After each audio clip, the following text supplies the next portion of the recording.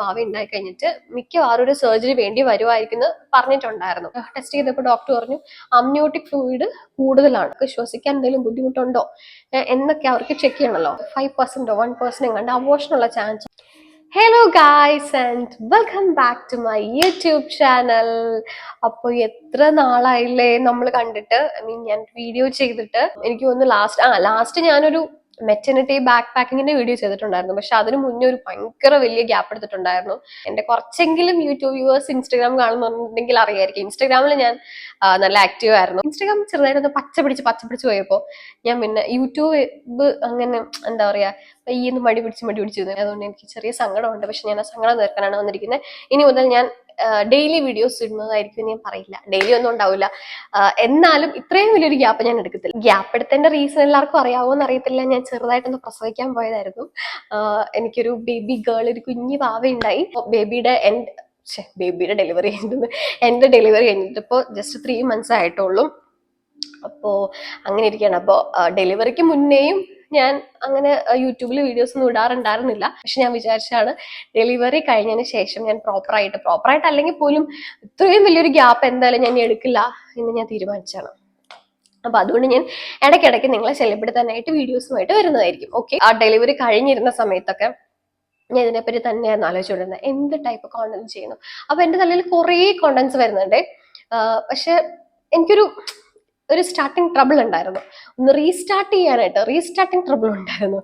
അപ്പൊ ഞാൻ വിചാരിച്ചു ഓക്കെ, രണ്ടും കൽപ്പിച്ച് ക്യാമറ എടുത്ത് അതേ മേക്കപ്പ് ഒക്കെ ചെയ്ത് പുട്ടിക്ക്. നിങ്ങൾ വിചാരിക്കുന്നുണ്ടാവും ഈ കോലത്തിലാണ് ഞാൻ വീട്ടിൽ നടക്കുന്നതെന്ന്. ഒരിക്കലുമല്ല. എന്റെ വീട്ടിൽ നടക്കുന്ന കോലം കണ്ടു കഴിഞ്ഞാൽ നിങ്ങൾ മുഖത്ത് വിരൽ വെച്ചു.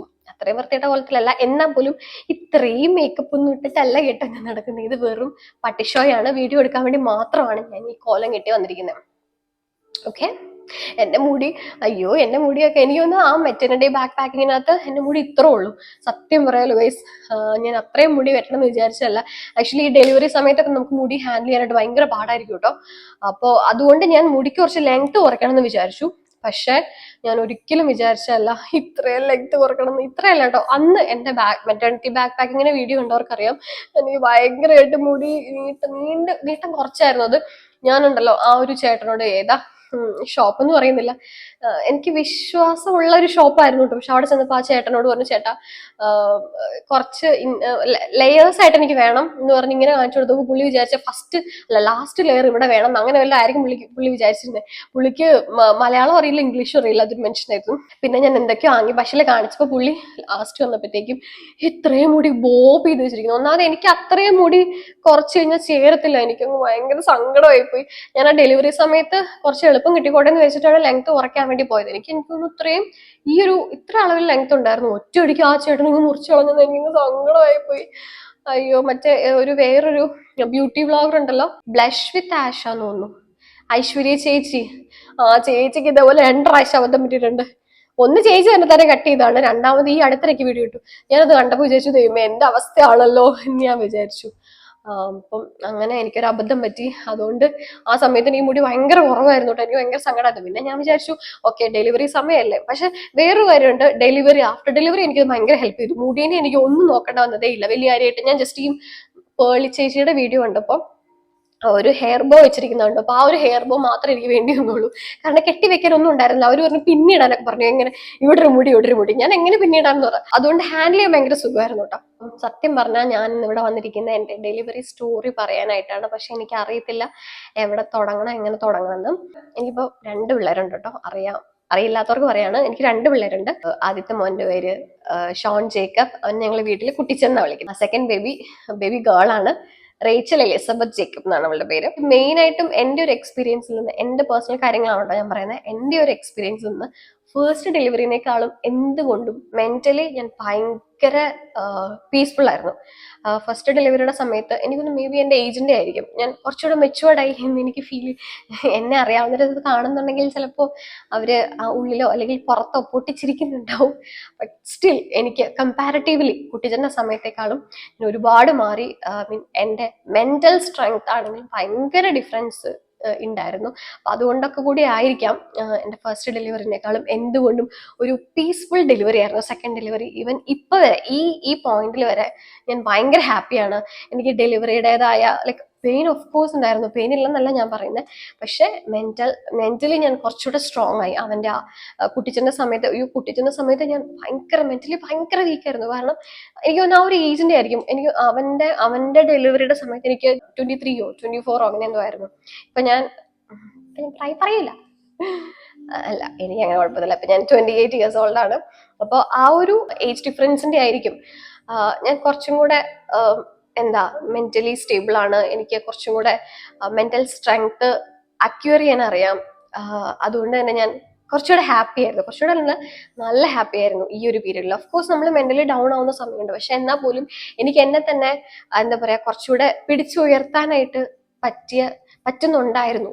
അപ്പൊ അതുകൊണ്ട് എനിക്ക് കുറച്ചുകൂടെ ഈസി ആയിരുന്നു റേച്ചലിന്റെ എന്താ പറയാ റേച്ചലിന്റെ സമയത്ത്. ആ ഒരു ജേർണി ആണെങ്കിലും ആഫ്റ്റർ ഡെലിവറി ആയിരുന്നെങ്കിലും ഇപ്പോഴും ഒക്കെ ഞാൻ കുറച്ചും കൂടെ ഹാപ്പിയാണ്, നല്ല ഹാപ്പിയാണ്. ഡെലിവറി സ്റ്റോറി പറയുകയാണെങ്കിൽ 5th മന്തിൽ അനോമലി സ്കാനിങ്ങിൽ ഡോക്ടർ പറഞ്ഞിട്ടുണ്ടായിരുന്നു ബേബിക്ക് ഡബിൾ അയോട്ടിക് ആർച്ചാണുള്ളത്, അതായത് വാസ്കുലർ റിംഗ് എന്ന് പറയും. അപ്പോൾ ഡീറ്റെയിൽ ആയിട്ട് ഞാൻ പറയുന്നില്ല. എന്തായാലും ഞാൻ ഒരു വീഡിയോ ചെയ്യുന്നുണ്ട് വാസ്കുലർ റിംഗ് എന്താണെന്നുള്ളതിനെ പറ്റി. അപ്പോൾ ഡോക്ടർ പറഞ്ഞായിരുന്നു ഇപ്പൊ ഇതേപോലെ അനോമലി സ്കാനിങ്ങിൽ വാസ്കുലർ റിംഗ് ഉണ്ട്, ഭാവി ഉണ്ടായി കഴിഞ്ഞിട്ട് മിക്കവാറും ഒരു സർജറി വേണ്ടി വരുമായിരിക്കും എന്ന് പറഞ്ഞിട്ടുണ്ടായിരുന്നു. അപ്പോൾ ചില കേസസിൽ ഉണ്ടാവാതിരിക്കും. അതായത് സംഭവം എന്താണെന്ന് വെച്ചാൽ നമ്മുടെ ശ്വാസകോശത്തിന് ചുറ്റും ഒരു റിംഗ് പോലെയുണ്ട്. അത് എല്ലാ ബേബീസിനും ഉണ്ടാവുന്ന സമയത്ത്, ഉണ്ടാവുന്ന സമയത്ത് മീൻസ് 1st മന്ത് മുതൽ എല്ലാ ബേബീസിനും ഉണ്ടാവുന്നതാണ്. പക്ഷെ ഒരു 5th മന്തൊക്കെ ആകുമ്പോഴത്തേക്കും അത് തന്നെ മാഞ്ഞു പോകേണ്ടതാണ്. ഓക്കെ, പക്ഷെ ഇവളുടെ കേസിൽ ഇത് മാഞ്ഞു പോയില്ല. ഇതാണ് ശ്വാസകോശം എന്ന് വിചാരിക്കുക. അതിന് ചുറ്റും ഈ അയോട്ട വരുന്നത് ഇങ്ങനെ വന്നിട്ട് താഴോട്ടേക്ക് ഇത് പോവുക ചെയ്യുന്നത്. പക്ഷെ ഇവളുടെ കേസിൽ ഈ ഓപ്പൺ ആയിട്ടിരിക്കുന്ന ഏരിയയിലെ അത് ക്ലോസ്ഡ് ആയിപ്പോയി. അപ്പോൾ എന്താ സംഭവിക്കുക, ട്രക്ക് ഇങ്ങനെ കംപ്രസ്ഡ് ആവും. അപ്പോൾ ഒരു എക്സ്ട്രാ ഒരു ലൈൻ പോലെ ഒരു സംഭവം കൂടെ വന്നു. അപ്പൊ അത് കട്ട് ചെയ്ത് കളഞ്ഞാൽ മാത്രമാണ് ട്രക്കിയക്ക് ഫ്രീ ആയിട്ടിരിക്കാൻ പറ്റുള്ളൂ. അപ്പോൾ ഇങ്ങനെ ഇരിക്കുന്നത് കൊണ്ട് അത് കംപ്രസ്ഡ് ആയിട്ടായിരിക്കുന്നത്.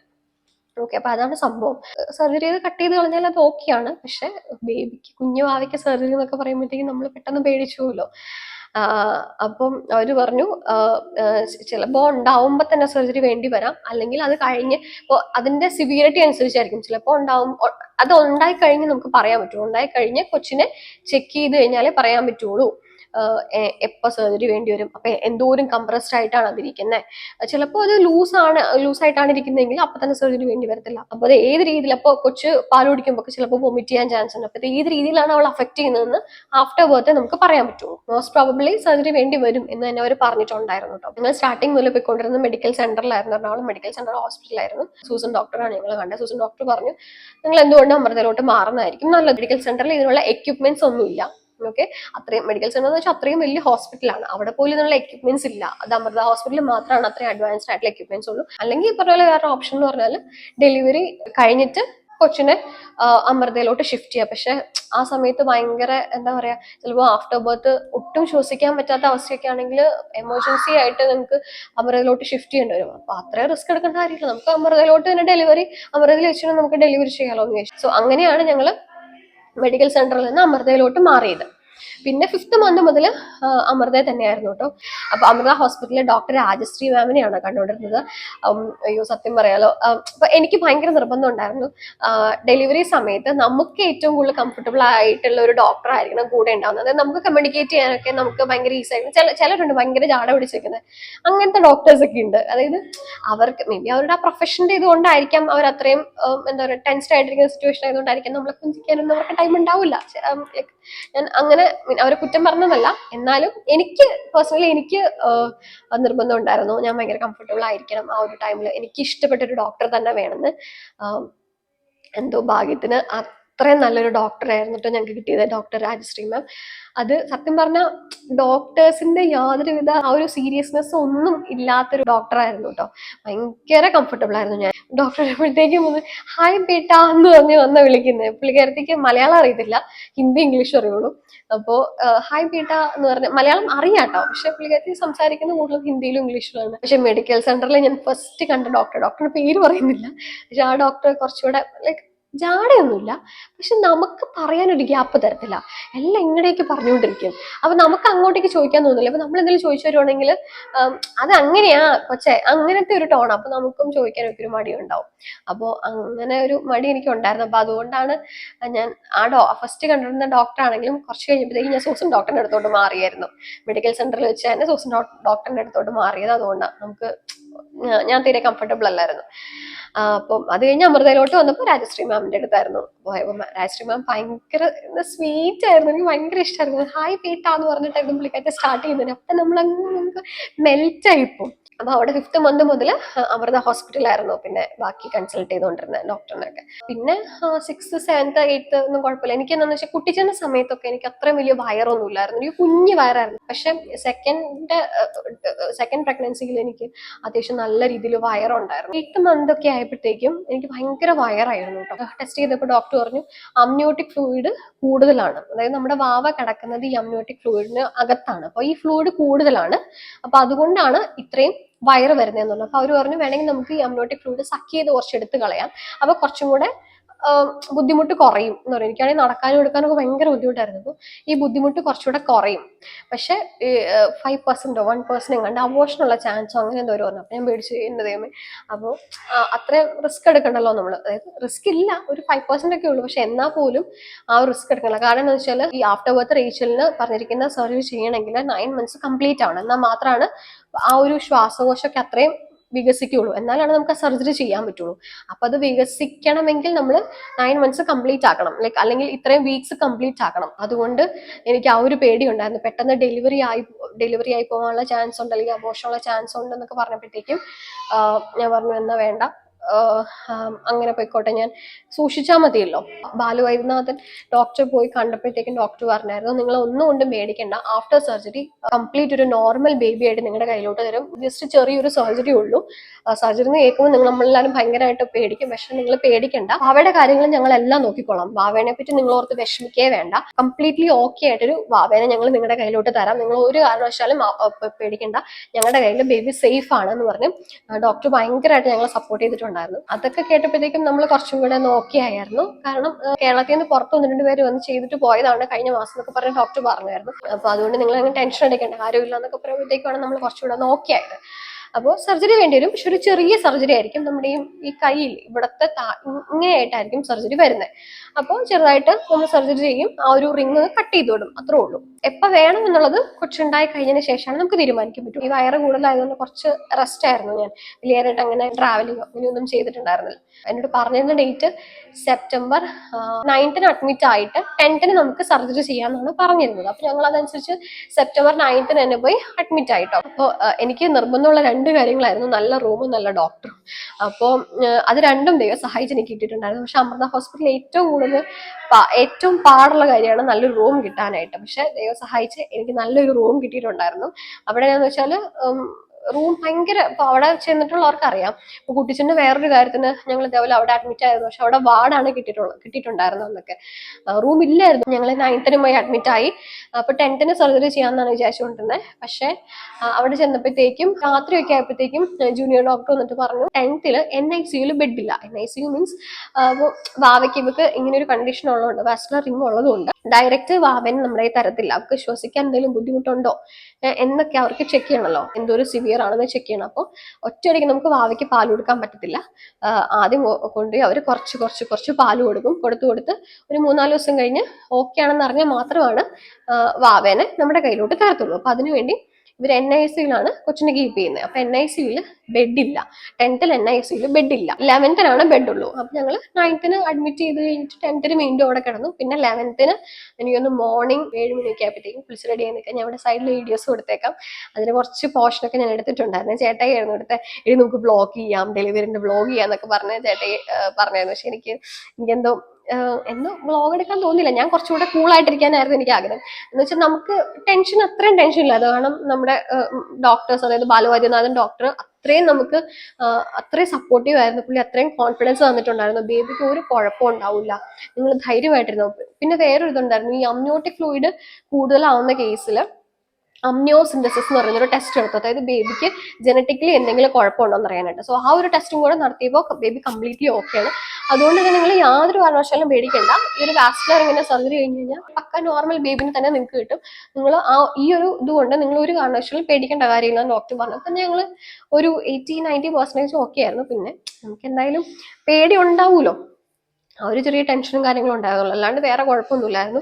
കുട്ടിച്ചന്റെ സമയത്തെ പോലെ ഒന്നുമല്ല. അതെന്ന് വെച്ചാൽ അന്നെന്ന് പറഞ്ഞാൽ കൊറോണയുടെ സമയമായിരുന്നു. അയ്യോ, അതൊക്കെ ഭയങ്കര ഫുൾ സ്ട്രെസ്ഫുൾ ആയിരുന്നു, ഭയങ്കര സ്ട്രെസ്ഫുൾ ആയിരുന്നു. ഞാനും അതെ, ചേട്ടായും അതെ, അപ്പയമ്മ എല്ലാവരും ഭയങ്കര സ്ട്രെസ്ഫുൾ ആയിരുന്നു. പക്ഷെ ഈ ഞാൻ പറഞ്ഞില്ലേ, എൻ്റെ ഈ ഒരു പ്രഗ്നൻസി ജേർണിയും അതുപോലെ തന്നെ ആഫ്റ്റർ ഡെലിവറിയും ഒക്കെ ഞാൻ കംപ്ലീറ്റ്ലി ഓക്കെ ആയിരുന്നു, ഭയങ്കര ഓക്കെ ആയിരുന്നു. ഈവൻ വാവയ്ക്ക് ഇങ്ങനെ ഒരു ഇതുണ്ടെങ്കിൽ പോലും അതൊരു പ്രശ്നമല്ല എന്നുള്ള കാര്യം ഡോക്ടർ നമുക്ക് 100% ഉറപ്പ് തന്നത് കൊണ്ട് തന്നെ നമുക്ക് അത്ര വലിയ ടെൻഷനും കാര്യങ്ങളൊന്നും ഇല്ലായിരുന്നു. ഡെലിവറിക്ക് മുന്നേ ഉള്ള കാര്യങ്ങൾ വരെ ഞാൻ ഏകദേശം അത്യാവശ്യം പറഞ്ഞിട്ടുണ്ട്. ഇതിനി പറഞ്ഞു കഴിഞ്ഞാൽ ചിലപ്പോൾ മണിക്കൂറുകൾ നീണ്ടുപോകും. അപ്പൊ തൽക്കാലം ഞാൻ പാർട്ട് 1 സ്റ്റോറി ഇവിടെ നിർത്തുവാണ്. അപ്പോൾ പാർട്ട് 2 ആയിട്ട് അടുത്ത വീഡിയോയിൽ വരുന്നതായിരിക്കും. ആക്ച്വലി കുറെ കണ്ടന്റ്സ് ചെയ്യാനായിട്ട് എനിക്ക് കുറെ പ്ലാൻസ് ഒക്കെ ഉണ്ട്. അപ്പോൾ നിങ്ങൾക്ക് എന്തെങ്കിലും സജഷൻസ് ഉണ്ട്, ഇന്ന കണ്ടന്റ്സ് ഒക്കെ ചെയ്താൽ നല്ലതായിരിക്കും എന്നൊക്കെ പറയാൻ നിങ്ങൾക്ക് എന്തെങ്കിലും സജഷൻ ഉണ്ടെങ്കിൽ താഴെ കമന്റ് ചെയ്താൽ മതി കേട്ടോ. അപ്പൊ അത്രേ ഉള്ളൂ. എൻ്റെ അമ്മയെ കുറെ നാൾക്ക് ശേഷമാണ് ഞാൻ ഇത്ര ഇരുന്ന് തന്നെ സംസാരിക്കുന്നത്. എനിക്ക് ഭയങ്കര ഇഷ്ടമാണ് വീഡിയോ ചെയ്യാനായിട്ട്. പക്ഷെ പറഞ്ഞ സ്റ്റാർട്ടിങ് ട്രബിൾ നല്ലപോലെ ഉണ്ട്, മലയാളത്തിൽ പറയാൻ മടി. അപ്പോൾ അങ്ങനെ. അപ്പൊ എന്തായാലും ഞാൻ ഇടയ്ക്കിടയ്ക്ക് വീഡിയോ ആയിട്ട് വരുന്നതായിരിക്കും. സ്ഥിരമായിട്ട് പറ്റില്ലെങ്കിലും എന്നാലും ഇടയ്ക്കിടയ്ക്ക് വീഡിയോസ് ആയിട്ട് വരുന്നതായിരിക്കും. ഓക്കെ, അപ്പോൾ അത്രേ ഉള്ളൂ. അപ്പോൾ പാർട്ട് 2 ആയിട്ട് ഞാൻ അടുത്ത ദിവസം വരുന്നതായിരിക്കും. So till then, take care. Bye bye.